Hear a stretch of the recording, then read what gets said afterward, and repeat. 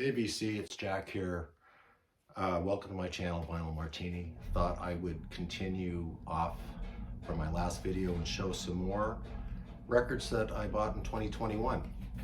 First up, Joe Cocker's first record from 1969 with the Grease Band, produced by Denny Cordell and Leon Russell. Robert Christow review on the back says, Cocker's affection for rock is uniquely personalized. He is gruff and vulgar, perhaps a touch too self-involved, but his steady strength rectifies his excesses.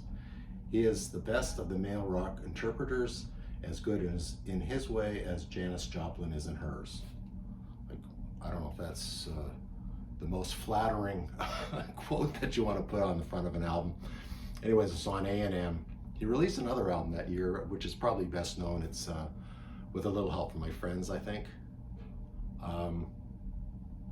Good record. I buy Joe Cocker records constantly. I don't have the whole canon, but they're always very well priced, and he's a great singer, and he chooses some great songs. Always well worth a listen. Next up, one of my favorite bands, British bands,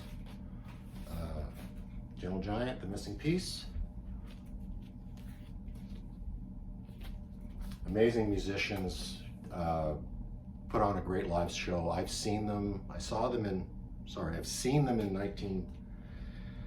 74 or 75. And I also picked up their live album from the same year, 1977. It's a promo copy on Capitol Records, gatefold. I don't have all their records, but when I see them and they're well priced, I always try to pick them up. Next, Gerry Rafferty. This is his first record it was from 1971, before he formed Stealers Wheel. No hits on this. I don't think this album went very far. It's on Passport Records. Gerry Rafferty he's got such a great voice. Everybody knows him from his big hit, which Baker Street, I think. There we go. Just had a brain freeze there. Cool record, great cover, great condition, cheap. Next up, Bob Weir from the Grateful Dead, his first solo album on Warner Brothers. This is 1972. Looks Like Rain, Mexicali Blues, One More Saturday Night, great songs. Just like another Dead album, actually. Jerry Garcia plays guitar on this. Original green label, Warner's label, with the Grateful Dead insignia on it. Nice find. I actually got that from my buddy Reg. Gave it to me. Thanks, Reg. Next, John Renburn. Used to be the guitarist for Pentangle. Embarked on a solo album. He plays a little bit of electric guitar on here. This is a sampler. It's volume 2. And he's a great acoustic guitarist. Amazing. Not too many vocals on here, but it's from, I think, songs from 1969 and 1970. Nice condition. This is an import on Transatlantic Records. Show the cover, the label.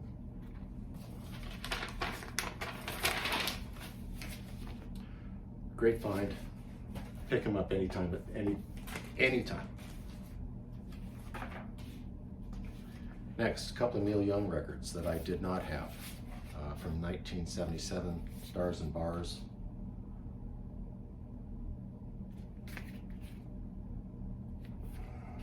Nice cover, great songs on here.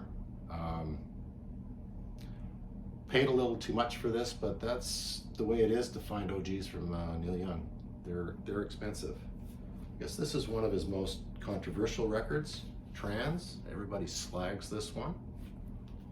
but maybe they haven't maybe they haven't listened to it. I listened to it the other night, and it's not bad. It's got Nils Lofgren, Ben Keith, Bruce Palmer, Ralph Molina, Joe Layla, Frank Sampedro, and Billy Talbot. So most of his band on there. And there are a couple of those voice modulators songs on there, but it's not too bad. Glad I have it. Next, Julian Lennon. Picked this up for a really good price. Nice conditioned record. It's on Atlantic. It was released in 1984. Always kind of feel sorry for kids of very famous artists.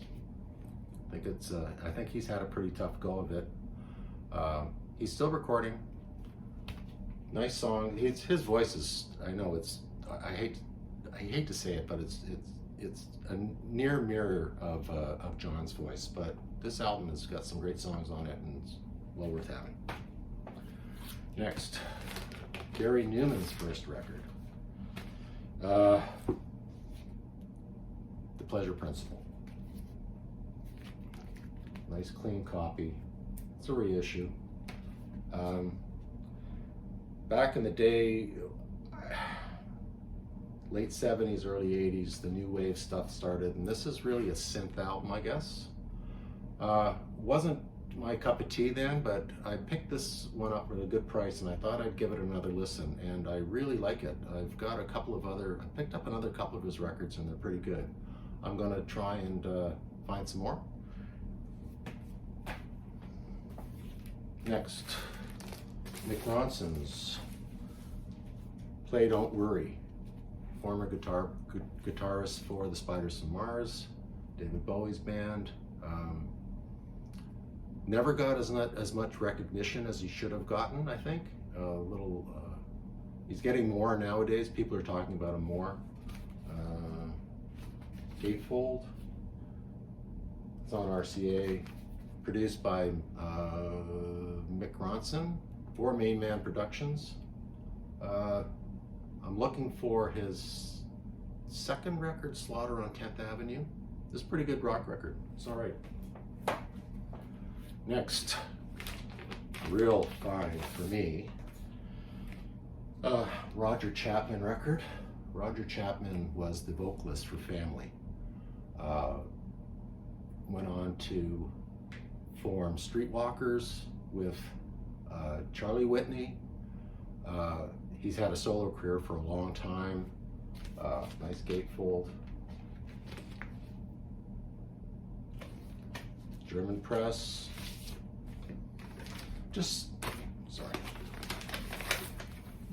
Black RCA label. He's got such a unique voice, like nobody else in rock, I don't think. Whenever I find anything that he's been on or produced solo or with Streetwalkers, I pick it up. Fantastic. This was an interesting find. This is Slade's first album, called Slade, but it's in really good condition. The interesting thing about this record is that it is a Russian press, and it's on Russian discs. Nice copy, 1972. Don't know how many, I don't know if they got very many royalties from this, but Slade was a British band that never really went over that big here in North America, but they wrote the song Mama, We're All Crazy Now. I think Riot did that, had a big hit with that. Fun band. I saw them open up for Alice Cooper in 1973, I think. Next up, a couple from one of my favorite artists, Roy Buchanan.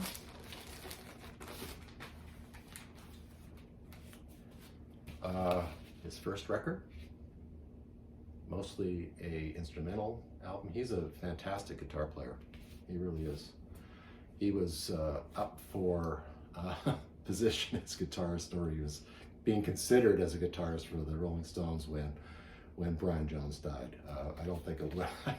I don't think it would have worked out too well. He's very shy and retiring.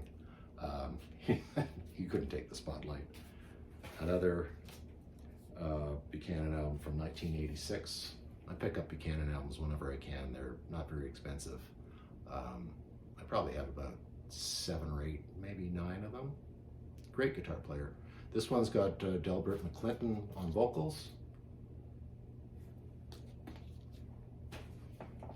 And lastly, Skaggs, 2013's Memphis album.